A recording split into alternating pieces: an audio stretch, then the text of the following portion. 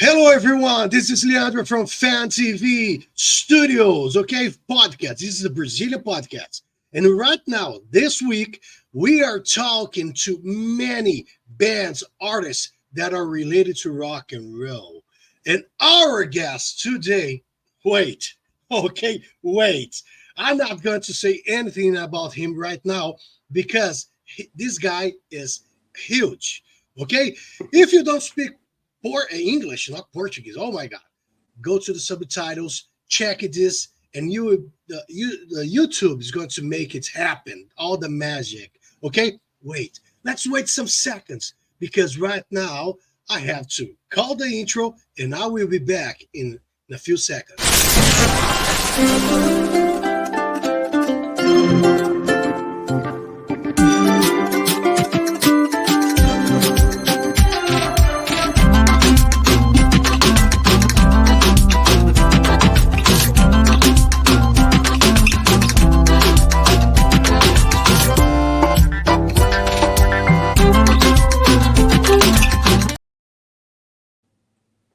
Hello, everyone. This is Leandro, and we are back. And remember, guys, subscribe, make your like, and make your comments right now.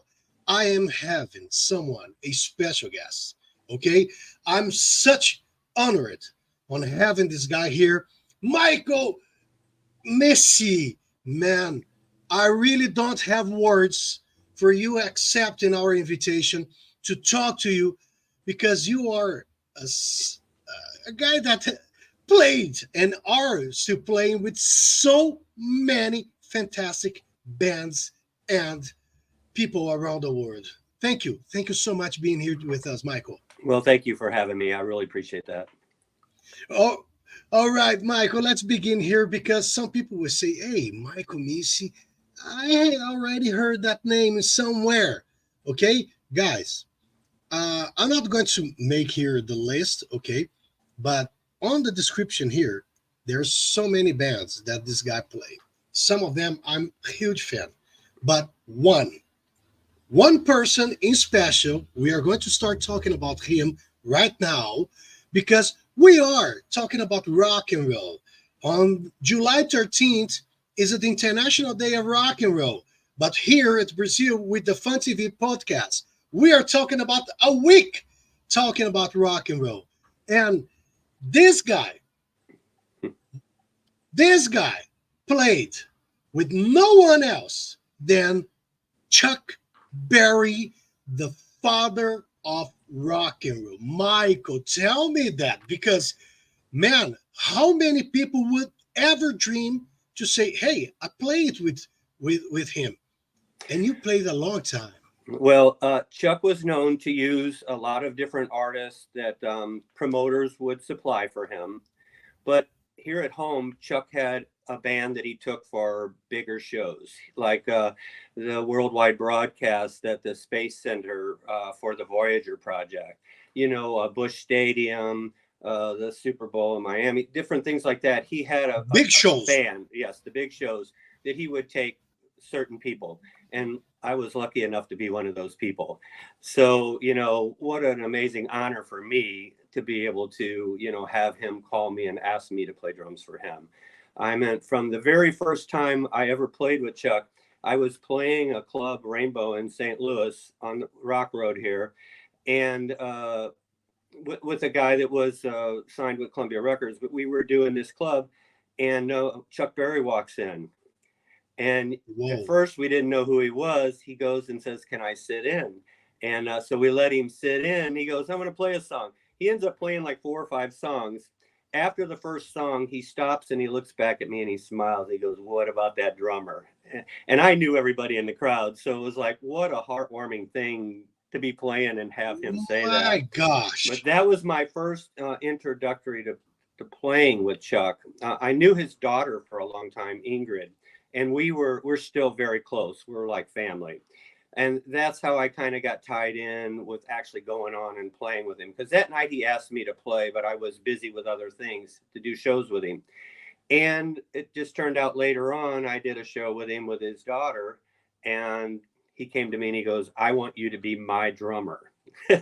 Whoa! And I was literally playing when he walked up behind me and put his hand on my shoulder, and I look back and I go, it's Chuck, and he asked me that night, and that's the beginning of it. So that's how it started.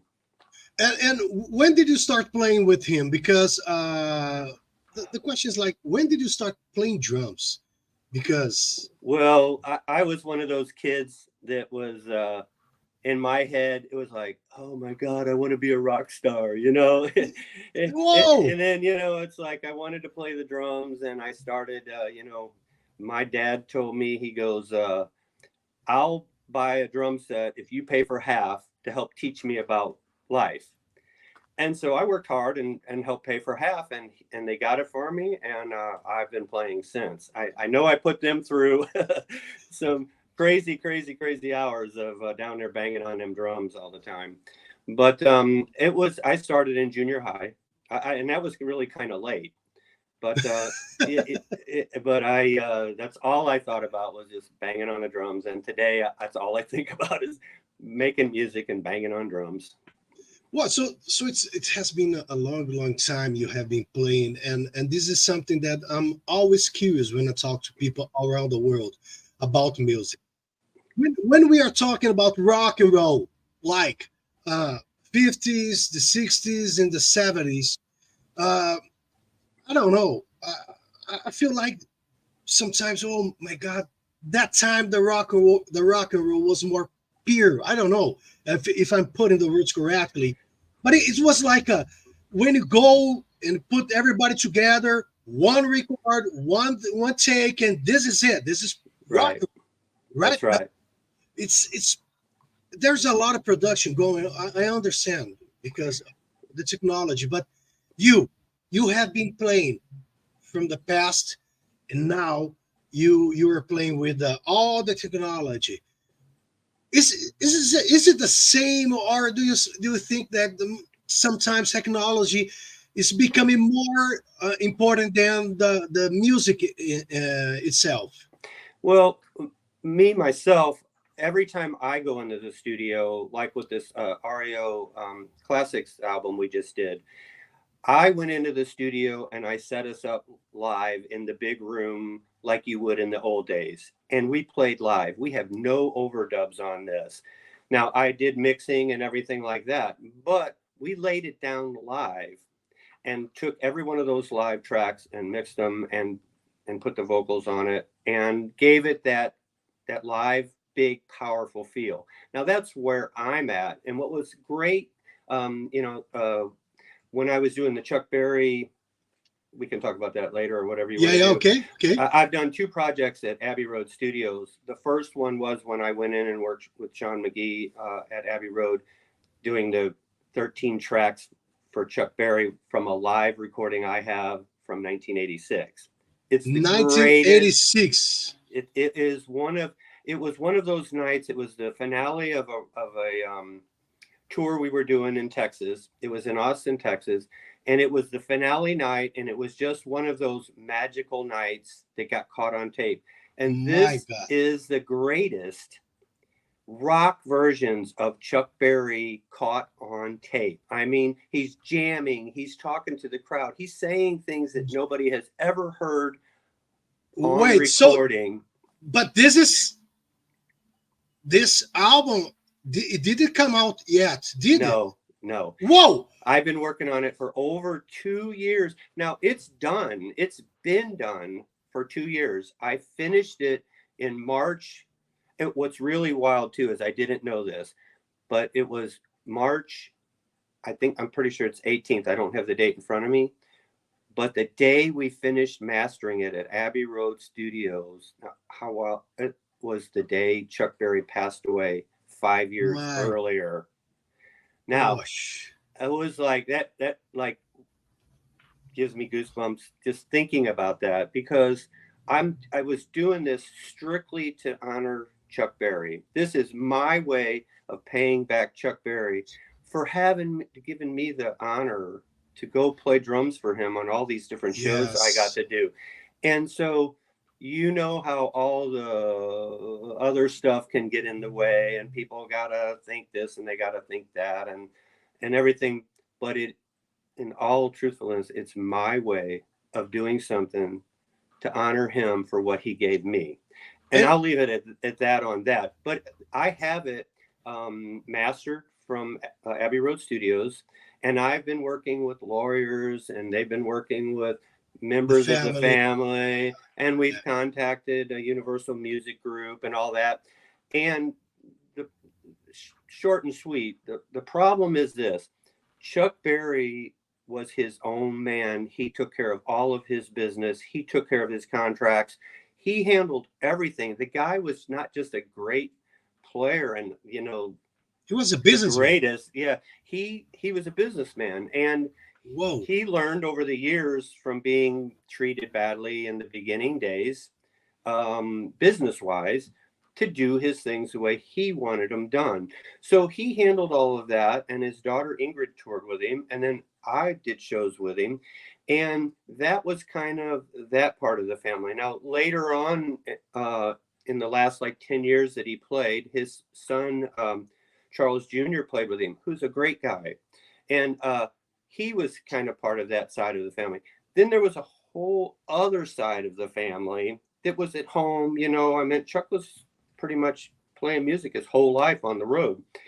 And now they are in charge of things. And I don't know actually who it is, because their attorney won't say exactly why or who is Ooh, not interested in allowing this to go through.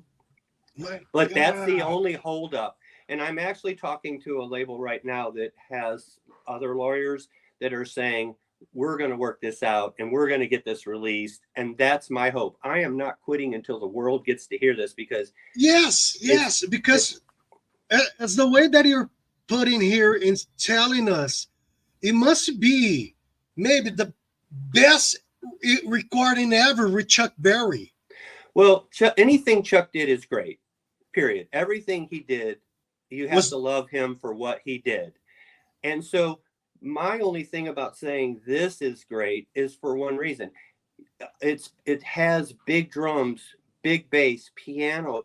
If you took Chuck Berry today and put him on stage with a rock band, and he just jammed his heart out for on and on and on for a whole show, and you caught it on tape and you have that mix, I mixed it to be powerful. So what it is, and he's playing 90 miles an hour. He's having so much fun. whoa. He's singing his best. He's playing his best. We have a 13-minute jam of reeling and rocking at the end, where all the other artists came on stage, started dancing. This was with 13 of the old rock and roll stars on this tour: Chubby Checker, the Drifters, the Coasters, Martha Reeves. I mean, on and on and on.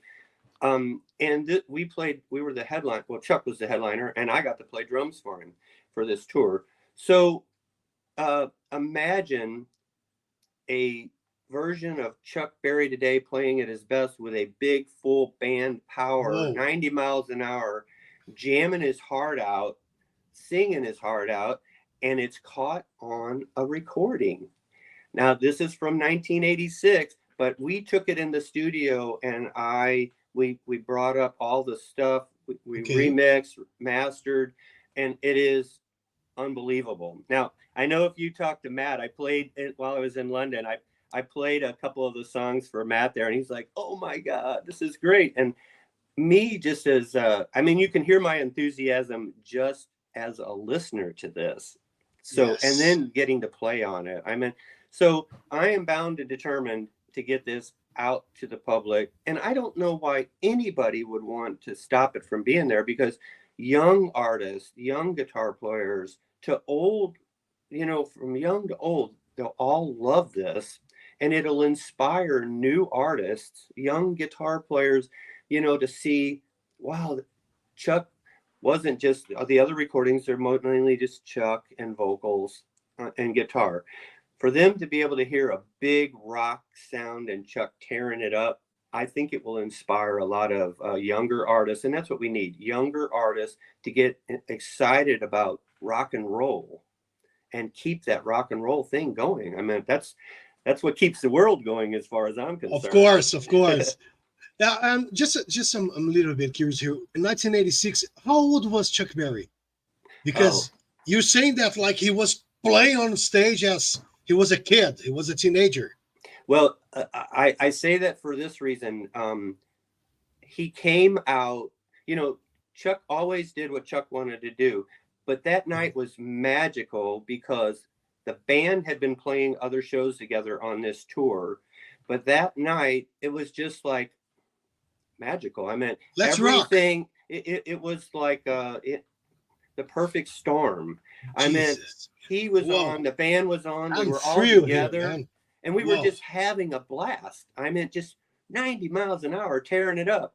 And people need to hear that. It's just, he was on every which way, vocally, jamming. There are guitar licks and jams that he did into these songs that nobody's ever heard before because he just didn't want to quit. I mean, Johnny B. Good, he just broke off into this jam and started jamming and then came back in saying, I love you. I love all my rock children, out there. So it's just amazing.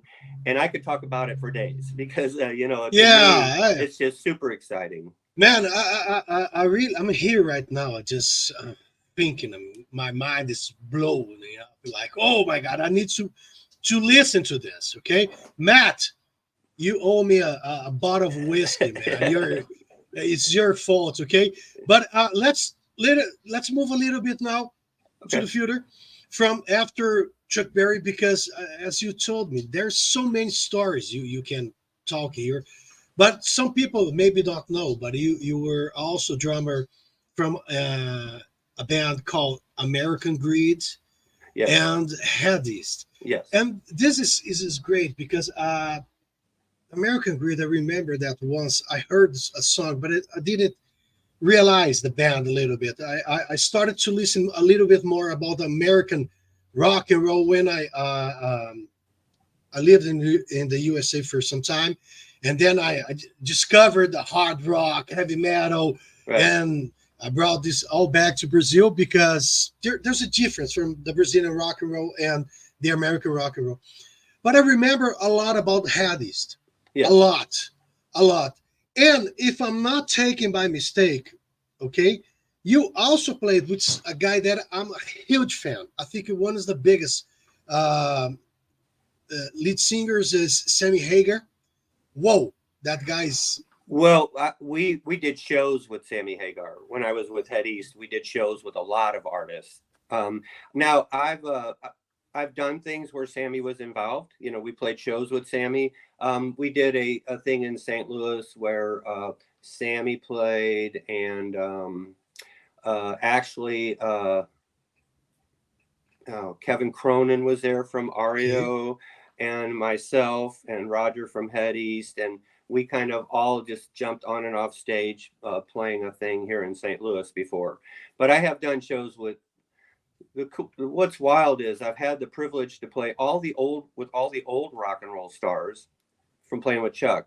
I got to play with all the classic 70s rock bands from playing with Head East. And so we did a lot of shows with everybody from Boston to Molly Hatchet to Sammy Hagar. I mean, just tons and Cheap tons of Trick, bands. so many Oh bands, right? yeah, Heart. right. Hard, Cheap Trick, a lot of different bands. So I mean, after a while, Foreigner, all them different bands, you know you get to like meet all them people. You get to hang out a little bit, and then you get to meet them again, and you get to hang out a little bit. But it's just, you have to say you're blessed when you get to do stuff like that. I mean, it's just, I always say I'm only the drummer, but man, have I had as much fun as you can possibly have. But one thing that you're telling us here right now that you're only a drummer, but I think you are also composer, right? Well, There's a song that you wrote that was on the top chart, on the top hits. no, it was a band. I've written songs for the band American Greed, and Yeah, I wrote together with a buddy of mine, Matt Arana, and that, I mean, it's very hard to take. Like I put that project together, and we spent about 10 years on it, on and off. And it got a lot of attention, but breaking into that label type thing, it's just so hard in the last, 10 years to do. And so you kind of have to move on. But, I do a lot of writing. I did a lot of writing on that. I did produce the Chuck Berry thing, and I did produce the REO Classics Band recording that we just did. So, I really get into all of that, but you can't take away the fact when you walk out on stage and you get behind a set of drums and you just get to bang away for, 90 minutes. I mean, that's when you look out into the crowd and you see everybody having fun and you're just getting to tear it up. I mean, that's where it's at. And you were talking about the REO, right? Mhm. Speedwagon, Yes. and right now is REO Classics Band. Yes. Okay. And when you sent me your relays and I was listening to the songs, I was also trying to find out where the songs were. Most of them, it came from the first album from 1971. Yeah, Well, and two from the REO 2. And yes. there's also one song from the 1978 album. I just forgot the name of it. So your guys are going back to the basis of Yes. REO, right? Yes, the early we call it the early days, and what this project is to do is Terry Luttrell was the original lead singer, and he Okay. was on the very first album. He started working on the second album, and then there were band complications, writing disagreements, and so he left the band, and then Kevin Cronin came in for that album. But Terry had already started working on some of those songs too for that album. Well, Terry had left and went on to be the lead singer for a band called Starship, and he did I'm not sorry. Yeah, I remember. Starcastle. It is the band called Oh, okay, Starcastle. Starcastle. It was like a Yes, and they played all over the world and everything with Starcastle, and that band got a lot of attention, and so what this is here is Terry and I got together and we said, look, let's go back to the early days and let's do a bunch of the 70s hits from the first, second, third, and another one. And there were three different singers on all these different tunes we're doing. But now Terry's singing these songs. And what we're doing is we're honoring the music, the band, and all the fans around the world that love REO Speedwagon. We are honoring the band, all the members that have been in the band from day one till now.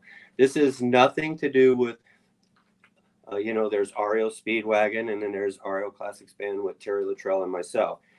We're honoring the whole thing, but we recorded songs from the 70s and the early days. They're all more the rock tunes, Riding the Storm Out. Let's see, I got a list here. 157 Riverside Avenue that Terry was part of in the beginning. Golden Country, Son of a Poor Man.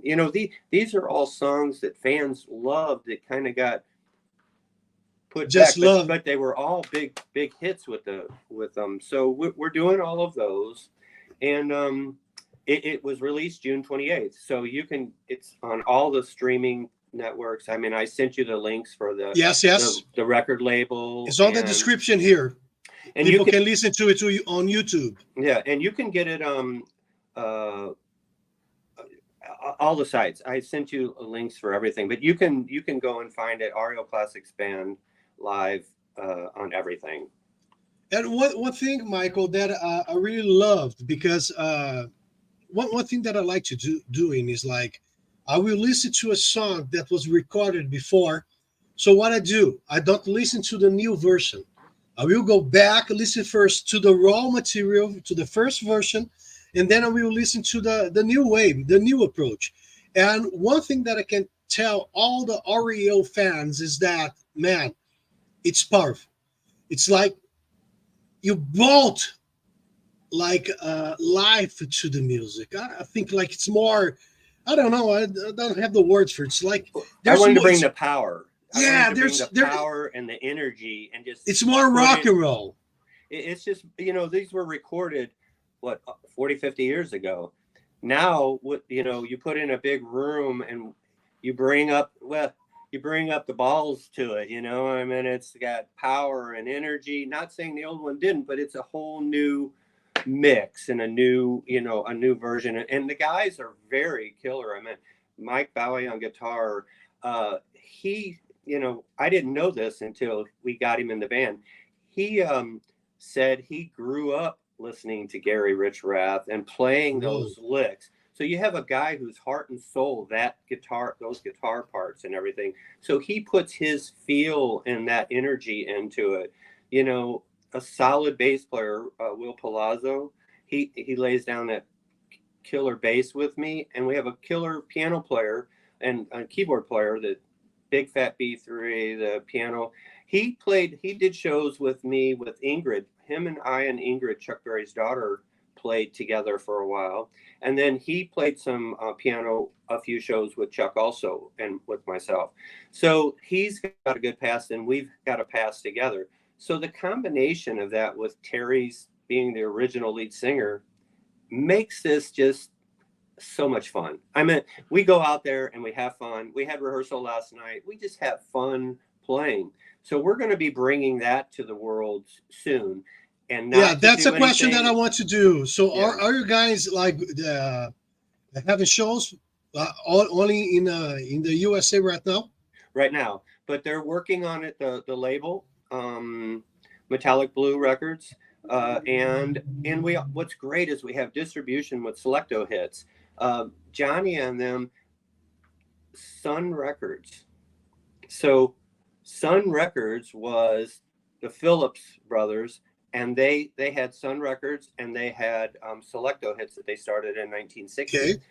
Well, they're the sons of those guys, and they are super excited about this. They are doing the distribution all over the world. There's physical copies all over, and I just heard they got another big order from Europe. So we don't only have physical distribution, we have the streaming and everything, but there are these CDs going out, and albums are going to be coming out here real soon. In about 2 or 3 months, the vinyl is going to be released worldwide also. So they're going all out to push this and everything. And this is just a fun project to go out and play these old 70s hits. We have a full 90-minute show that's just bam, bam, bam in your face, rock and roll. So, you know, it couldn't be a more perfect day to be on with you than, you know, here's what I always say about myself. I was born in 1957, so I feel that planted rock and roll in me, and I'm going to play it till I drop. So, you know, that's my story, and that's where I'm going. And I love doing this project with these guys. Well, and I really hope that you guys maybe try to come down to Brazil, because there are so many rock fans here that would love to listen to that, have that chance, because it's great, man. It's listening to that album, like seven songs. But of course, I think that the show is bigger with more musics. But man, it's great. It's great. Thank you. I did want to mention our keyboard player was Greg Shute, though. And the guy is amazing. He's killer guy and killer keyboard player. But yes, I think they're working on getting this distributed around the world. We're playing August 2nd here near St. Louis with a band, Winger, a rock band. So we're going to be doing more shows. They're working on that now.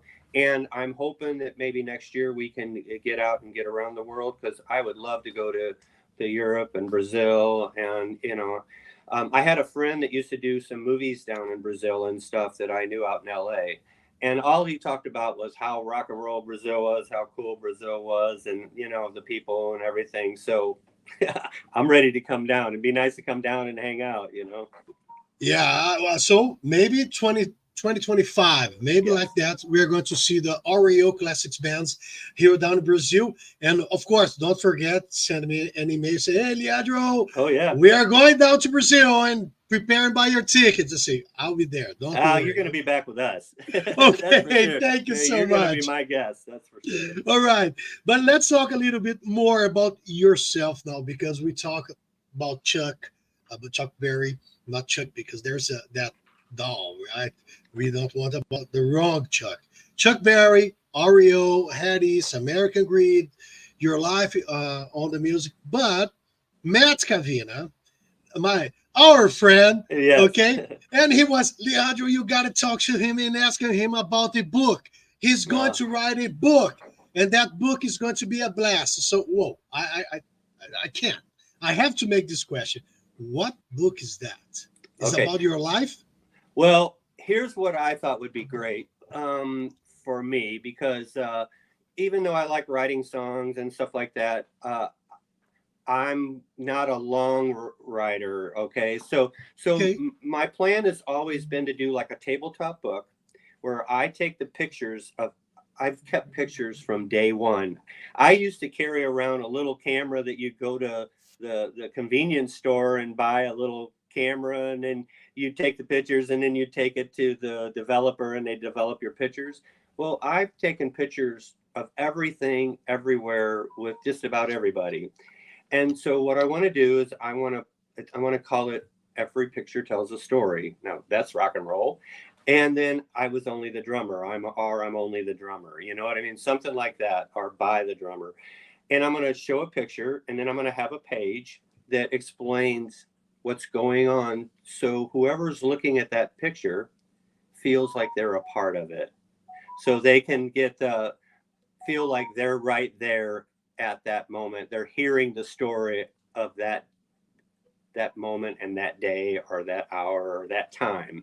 And I want to fill that book full of pictures and stories. Picture, story, picture, story. Pictures and stories. And that's all it's going to be. So it you know, I mean, you have lead singers and guitar players and all that stuff, you know, their lives are filled with being out in the spotlight. I want the people to feel what it's like to be like behind the scene, or at that Okay, moment, yeah. or hanging with these guys, or sitting having dinner with Chubby Checker and Chuck Berry and Bruce Chanel and Lloyd Price and all these different people, and or you know, somebody like, you know, meeting Jason Bonham with Foreigner, or Mick Jones, or you know, just hanging out with Joan Jett backstage. I mean, you know, those kind of things that, you know, we get to do that they should feel a part of. They love music. I want to try and help them feel like a part of the whole deal. That's what the book's basically about. You know, I always, everybody keeps saying, "Oh, you forgot to mention yourself."